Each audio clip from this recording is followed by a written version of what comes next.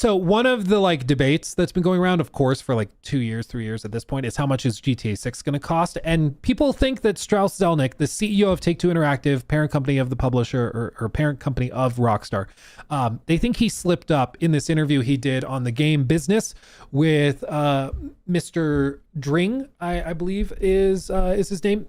They think he might have slipped up. Basically, they were asking him questions about microtransactions and in-game advertising, stuff like that. Questions over, are you going to add in like in-game ads to something like GTA 6 or whatever? So let's hear what Strauss had to say and why people think he might have slipped up on GTA 6's pricing. Okay, listen to this. It's worth almost the entirety of the PC console content revenue. Because I'll also ask you the other question that came up with Matthew Ball was in-game advertising. Because obviously in mobile, it's now so big.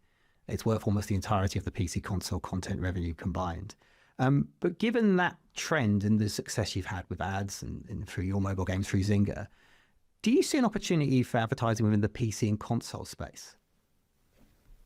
Well, for free-to-play titles, yes. For this, again, I'm just going to say Strauss is like one of the few gaming CEOs where I hear him talk about this stuff and it's like, thank you. Like he gets it. He gets it. Okay.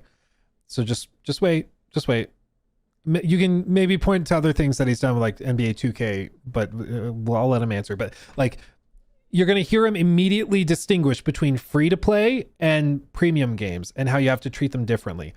That's something a lot of companies won't even do. Okay, so I'll shut up. Well, for free to play titles, yes. For titles for which you've paid $70 or $80, no. We have some limited advertising inside games like NBA 2K because that, it fits with the vernacular. You want to see advertising in an arena, in a stadium, because you would if you were there in real life. But that's not a big economic contributor. No. I'm just interested in, I think Matthew was talking about the idea that, when you like watch Bridgerton or whatever on Netflix and you press pause, you might get an advert in the pause menu. I guess if you've not paid for the advertising level of Netflix. And I guess he was sort of talking about those opportunities, but I do think from what your answer suggests, you probably would be upsetting that core player that's come in at $70, $80. Very difficult for me to believe that we would want to have interstitial advertising in a game that someone paid $70 or $80 for. It would seem unfair.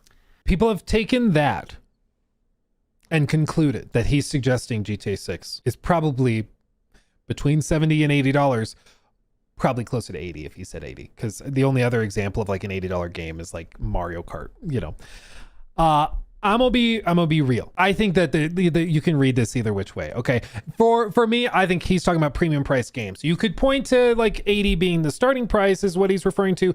He could also be referring to like deluxe editions, where people spend an extra $10-$20 to get some extra in-game items when they pre-order the game. Happens all the time. That could be what he's referring to. I don't think this is as clear cut as like confirmed GTA 6 is $80 and that's what they're doing. I think with this though, and I want to know in chat, so I want everybody to put their guesses in chat. Officially, I can see Meatlove69, what a name, already put his guess in. But I need you to put your guess, just the number, 60, 70, 80, 90, 100, whatever you think the starting price for the standard edition of GTA 6 will be, okay? The standard edition. While you're filling that out, I'll wait for for everything to catch up because we're on a bit of a delay. But my personal guess is, and has been for a while, that they're going to do probably a higher base price, maybe 70, possibly 80, but I wouldn't be surprised if it's like $79.99. But I do think they're going to have an even higher tier above that where it's like $120 US, so like $30 more or $40 more, and they're going to price that as like the deluxe gold, whatever, convict edition, whatever, and that is going to be what's going to give you access for like early access. So I think they're going to do like 5-day early access or something like that, and they're going to get you to pay for the upgraded version at 120 with that. And that's how they're going to get you to spend even more, because everybody's going to be like talking about the game. It's going to be like the biggest FOMO ever. This missing out. Nobody wants to miss out. Nobody wants to be the brokey. Oh, you're a brokey. You can't play the game early. Cringe. That's cringe. You better believe that's going to happen. We saw people when we were talking about Suicide Squad Kill the Justice League. We went into a stream chat for a guy that was playing the game, and he had been on Twitter calling people brokies if they didn't want to play Suicide Squad. People were doing that with Suicide Squad. You better believe that they're going to be calling people brokies if they don't upgrade to GTA 6. And if you don't think that, or GTA 6 Deluxe, whatever. And if you don't think that has an impact on like high schoolers, college students, like it does. It does. Nobody wants to be the socially uncool dude who was left out, you know? Now, a lot of you guys are going to maintain, you know, a level head with it, I'm sure, and not spend an extra $40 just to play a few days earlier. And you'll be patient. But bro, there's many, many millions of more casual gamers out there for whom this will be a cultural beat. A cultural moment, you know, where they want to participate. They want to be part of the trend, you know, and the power of trends is crazy, dude. If you've not seen what some of those like Utah moms will do for Stanley Cups, or like, I still don't understand the Labubu thing. I'm going to be real. I don't get it. I don't know what people are talking about, but that's a thing. So like that was crazy. And same thing with like the Swiftie thing, bro. Swifties is but a drop in the bucket compared to what GTA 6 is going to do for young men. It's going to be crazy. It's going to be crazy. Yeah, PC player, I can wait. Yeah, literally. I mean, you kind of have to. $200 premium early access. Oh, what if they did 2 stages of early access? Oh, God, don't give them ideas. It's like 3-day early access for the $120 version. Or if you spend $199, you get 5-day early access. Bro, that would be evil. But I wouldn't be surprised if they try to do it, because they can be like, yeah, it's the same game for everybody. It's just you get access to it earlier. You can play it earlier if you want to support us financially a little bit more. I don't know, man. I wouldn't be surprised. The other thing, and this is my ultimate hope, like if I was God King of Gaming, the best possible outcome for all of this, that is definitely not going to happen, would be that Rockstar comes out and they price it at $60.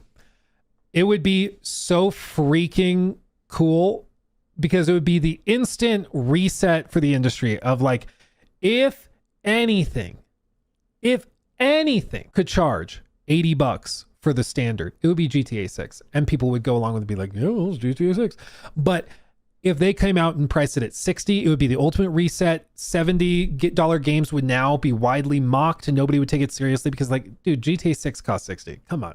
It would be the ultimate reset that would be healthy for the industry. I think it would grease the wheels of spending for consumers, because their standards would drop a little bit because they're not spending as much. They'd be willing to try games they wouldn't try otherwise. They'd be less like hypercritical of like Metacritic scores and stuff. I think that it would open them up to trying games that they wouldn't otherwise try. When you price something at 70, it needs to be really, really, really, really good for people to buy it. Shocker, you know? And I think going to 60 would significantly help grease the wheels of the industry in a way that could actually like fundamentally change the next couple of years of spending. Do I think that's going to happen? No, but it would be awesome. It would be really, really good. Yeah, Lord, yeah, exactly. If they came out at 60, no one else has a right to go over it for a solid decade. I mean, kinda. Like, I think so. It would fundamentally change like the equation for any of these other companies, whether it's Ubisoft or EA or whatever. It just changes the math. It's like, bro, they were even able to go at 60. And every time a game launched at 70, they'd be like, yeah, but GTA 6 costs 60, you know?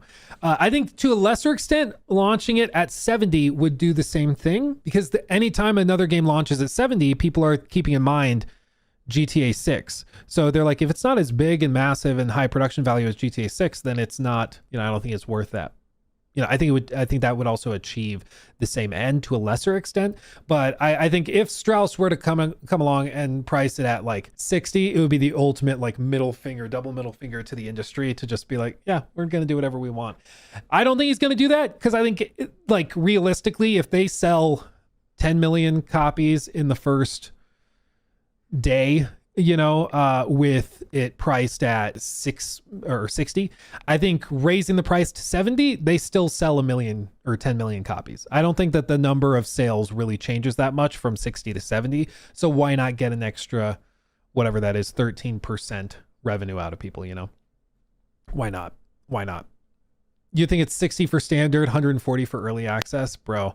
Could that maybe that's a question. Maybe that's a question.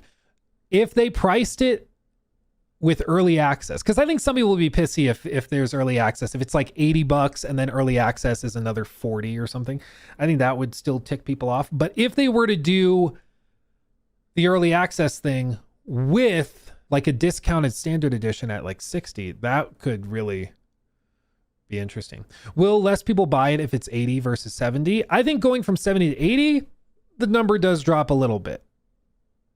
This is all just gut feelings, to be honest. But at least in my heart, when I think about it, I would imagine that if you go from 70 to 80, the standard rises again. And there's going to be some people that are like, I'll just wait for a sale. I'm good. That's a lot. You know, but if it's at 70, that's what they've been conditioned to think of as AAA over the last few years. So I think that would kind of prime them that way. 60 would just be seen as a discount. You might even see some extra sales if you go to 60 of people just being like, oh yeah, I want to try that. Yeah, I wasn't going to buy it, but now I'm interested. Okay. So I don't know. The amount of good that a sub $70 sign would be for the industry is insane. I mean, literally, it would be industry changing and shifting in a very good way, which is probably why it will never happen. But truly, if there is a single panacea that just seriously helps and cures the industry of this ill, that the $70 price hike has been, I think that would be it. I think it would be pretty remarkable, but we'll see. Crazy that a game being 50 is considered a sale sometimes. I mean, that's been the entire philosophy. If you started at 70 and then it goes on sale for 60, it feels like a discount. It's the same thing that we saw with some other games where they can, maybe it's a AAA game, but if they launch it at 60, it feels like you're getting a discount, even though just a few years ago that would not have been a discount, but because of how it's framed, it feels like a better deal. It feels better. And so you're willing to spend it. It's the exact reason why all of like Apple's pricing on everything is set up the way that it is. Like all of their iPhones, they're all built around laddering you up. I think the stat was something stupid, like 60+% of all iPhone sales are for the Pro Max. Even though the iPhone Air, the iPhone 17, even though these are 17 Pro, even though all of these are great phones, like the vast majority, maybe not vast majority, but the majority of people are spending on the premium products because they ladder you upwards from there. You see the $799. Okay, it's pretty good. And it's only $33 a month. But if I only want to throw on $12 extra a month, I could go to this one. Okay, I could do that. But if I'm going to go to the Pro, I might as well go all the way because this is only an extra $100 or an extra $4 a month. Okay, I'll just go there. And all of a sudden they walk themselves from this all the way up to the top of the line model because they just ladder you up. It's the same thing with like referencing and framing the discussions around like a game where you start at 70. If 70 is seen as the standard, you launch a game that's priced at 60, it all of a sudden feels like a gift when it was the top of the price just a couple of years ago. It's all about framing. It's all about framing, but that's why they do it the way that they do.